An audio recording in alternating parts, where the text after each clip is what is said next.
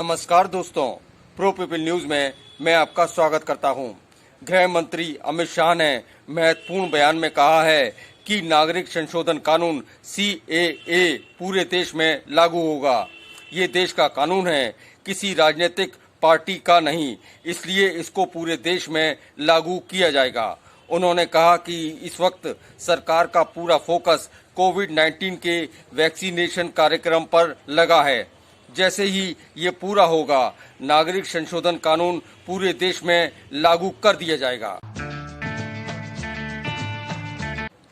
गृह मंत्री अमित शाह ने पश्चिमी बंगाल में एक सभा को संबोधित करते हुए कहा कि भारत में कई पीढ़ियों से शरणार्थी बनकर रह रहे लोगों को भारत की नागरिकता दी जाएगी।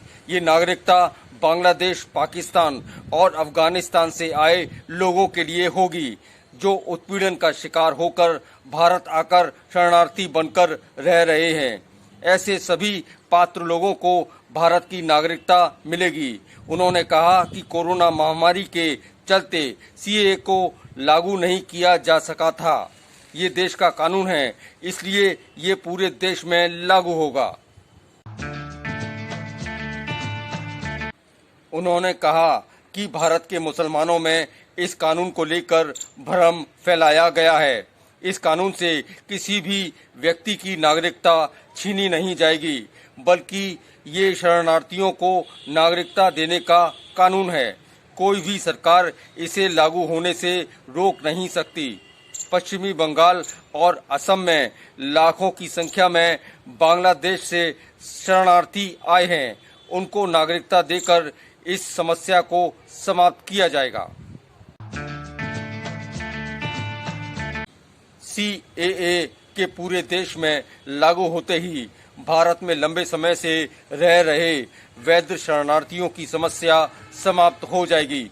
लेकिन इस कानून का लाभ अवैध तरीके से भारत में रह रहे बांग्लादेशी, पाकिस्तानी और अफगानी नागरिकों को नहीं मिलेगा। वास्तव में नागरिक संशोधन कानून CAA देश के बंटवारे के बाद उपजी एक ऐसी समस्या थी जिसे पूर्ववर्ती सरकारों द्वारा लगातार अनदेखा किया गया।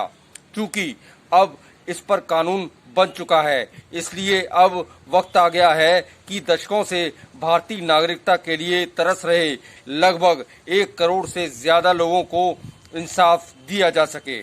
अगली बार फिर हाजिर होंगे किसी दूसरे विषय को लेकर। प्रो पीपल न्यूज के लिए अमिताभ आकाश की रिपोर्ट।